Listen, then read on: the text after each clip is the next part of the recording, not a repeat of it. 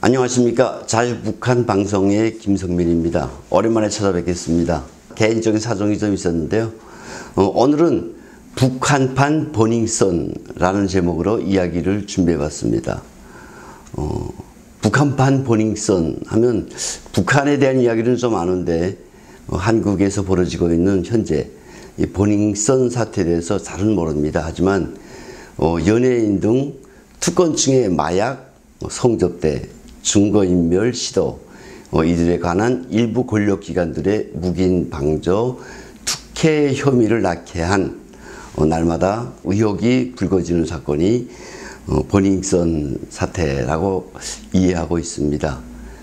그래서 오늘은 이 버닝썬 사건의 보금가는 북한의 해당화 식당 사건에 대해 이야기를 하려고 합니다. 먼저 이 해당화 사건의 주인공 장봉님을 소개해야 될 것 같습니다. 장봉님은 핀란드 주재 북한 대사관 공작 책임자와 인민군 정찰국 584 군부대 부대장을 역임한 인물입니다.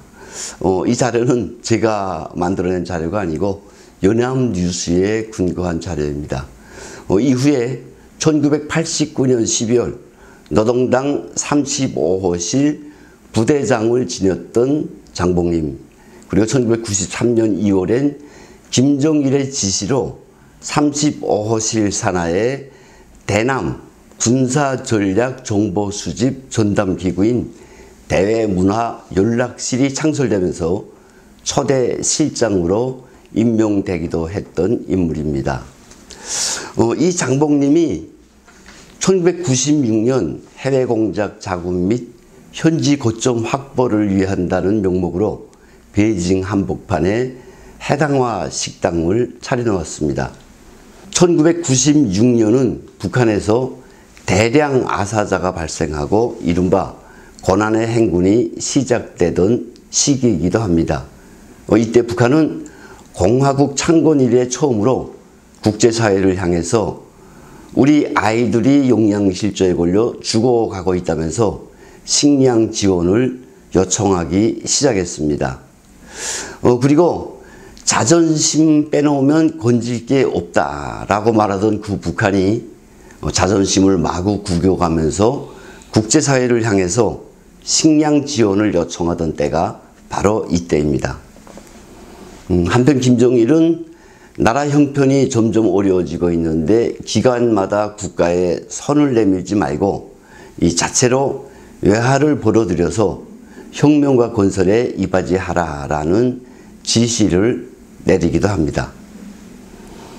이런 김정일의 지시를 관철한다면서 장봉님이 중국 베이징에 그 한복판에 북한 식당을 개입했다라는 이야기입니다. 꽤 큰 규모의 이층 건물을 통째로 빌렸었고 대외문화연락실 지도원이었던 김철을 바지사장으로 내세웠지만 이 해당화 식당은 명실공히 이 장봉님의 것이었습니다. 여기서 장봉님은 수단과 방법을 가리지 않고 외화를 벌어들인다라는 목적을 실천을 하게 됩니다.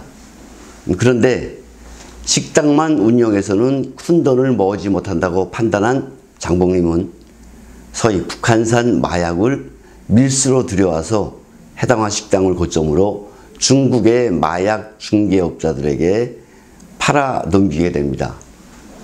마약 당연히 걸리게 돼 있죠. 어느 사회에서나. 하지만 장봉님의 이 마약 유통은 중국이 아니라 북한에서 먼저 소리가 나기 시작합니다. 북한의 한다는 마약 제조업체들, 밀수꾼들의 입에서 장봉님의 이름이 오르내리기 시작합니다. 먼저 함경북도 보위부에, 다음은 평양시 안전부에 이 장봉님의 35호실에 마약을 넘겼다라는 사람들이 연이어 걸려들게 되고, 이 같은 사실은 북한 보위부와 사회 안전성에 종합되기도 합니다. 하지만 그 대상이 김정일의 총애를 받던 장봉님이다. 이런 장봉님은 중앙당 조직 지도부도 꼴끄러워하던 인물 가운데 하나였던 관계로 사람들이 장봉님과 연계된 마약 사건에 함부로 손을 대지 못했다고 합니다. 게다가 사건 당사자인 장봉님이 자신이 직접 나서서 최초 관련 수사를 맡았던 법의원이며 안전원들에게 외화를 찔러주어서 사건을 무마시키는가 하면 법의부며 안전성의 고위 간부들에게 외화벌이는 장군님의 지시사항이라고 겁박을 주고 다녔다는 이야기도 있습니다.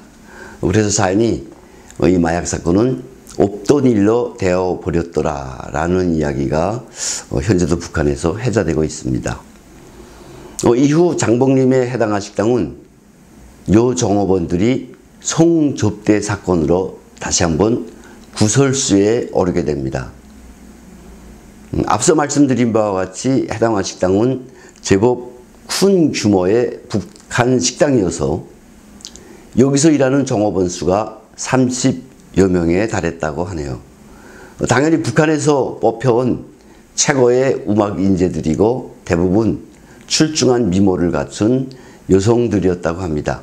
그 가운데 그 10여 명은 장봉님의 지시에 의해 성봉사에 동원된 사람들이었다 라는 증언이 지금도 마구마구 나오고 있습니다. 장봉님은 이들 10여 명을 중국 및 해외 자본가들에게 접근시켜 투자를 권유하도록 했고 이른바 투자 유치를 명분으로 꽤 많은 외화를 벌어들이게 됩니다. 소위 말하는 미인계를 써서 있는 사람들의 돈주머니를 풀게 했다는 것입니다. 여기서 잠깐 북한의 외화벌이에 대해 말씀드리면 사실 북한의 해외 주재원들에겐 외화 원천이라고 할 만한 물건이 없습니다. 그냥 입으로 대상자들을 올려넘기거나 심지어 북한의 광산, 목재 이게 다 내수 중에 있으니 돈만 넘기라 라고 소위 거짓말을 일삼는 사람들이 비일비재한 것이 현실입니다. 그래서 꽤 많은 북한 해외 주재원들이 본의 아닌 거짓말쟁이가 되는 것이죠. 북한에 무슨 놈의 외화 원천이 그렇게 많아서 정당한 방법으로 외화를 벌어들이겠습니까? 이런 상투적인 수법을 초월해야 한다고 생각한 장봉님은 어찌 보면 거짓말에 의거했던 고전적인 수법보다 더 고약한 성매매를 미끼로 중국과 한국, 일본과 미국 둥지의 사장들에게 돈을 뜯어냈던 것입니다. 하지만 이 꼬리가 길면 밟힌다는 말이 있듯이 장봉님에 의한 성접대 사건이 이번에는 중국에서 터지게 됩니다.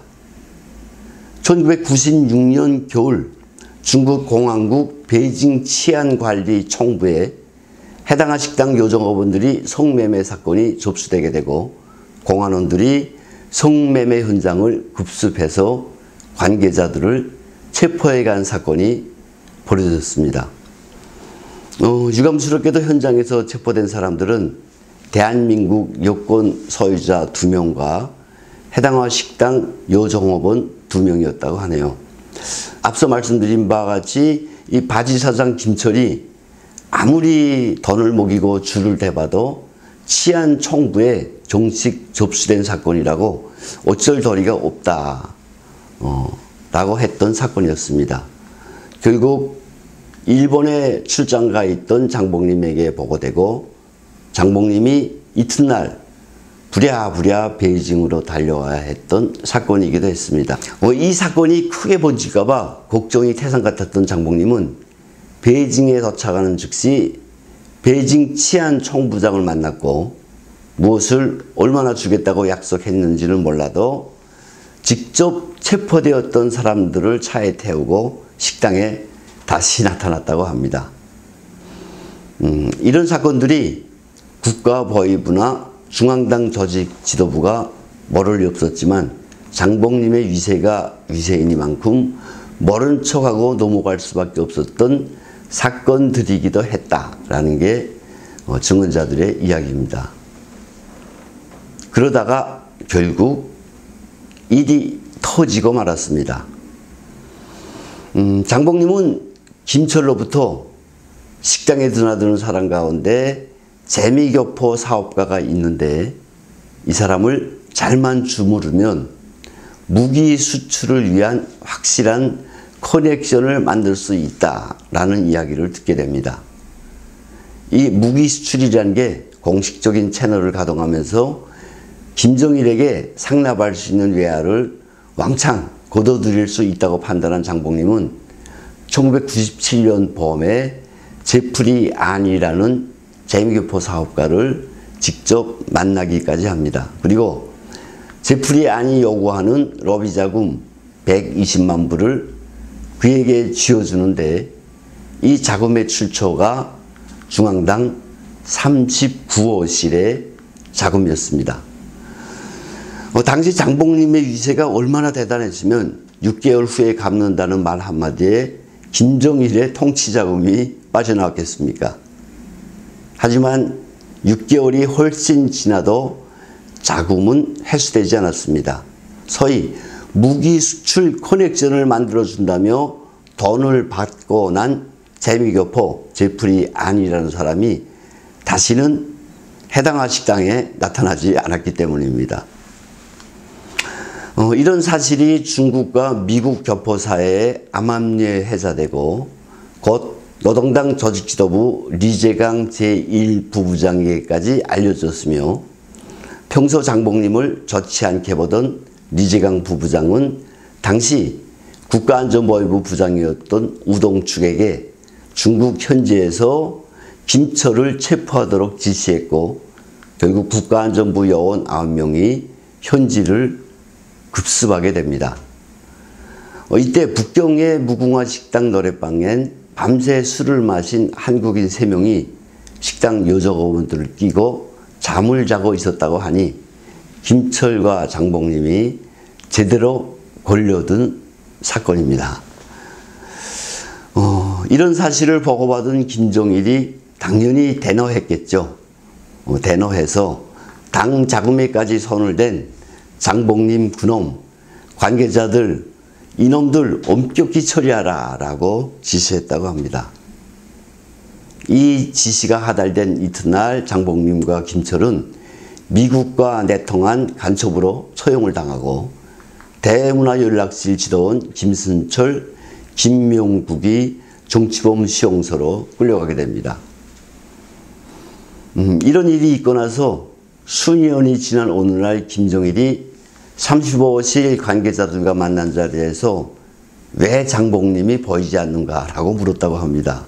동행했던 유재강이 그때 처형하라고 해서 총살했습니다 라고 하자 김정일이 야 내가 처벌하라고 했지 언제 총살하라고 했냐 라고 하면서 여기 장봉님보다 유능한 놈이 있으면 나와보라고 해 라고 소리 질렀다는 이야기도 전해지고 있습니다.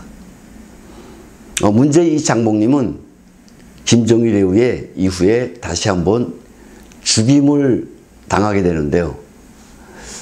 우리 여러분들도 아시다시피 2002년 9월 일본 고이즈미 총리가 평양을 방문했을 때 김정일은 일본인 납치가 국가에서 이루어진 조직적이고 계획적인 사건이 아니라 특수기관 내 일부 영웅 망동주의자들에 의해 자행된 범행이라고 발뺌을 하게 되죠. 그리고 그 책임을 물어서 주동자 장봉님은 이미 총살했고 관계자들은 15년 형을 내려서 감옥에 보냈다고 이야기합니다.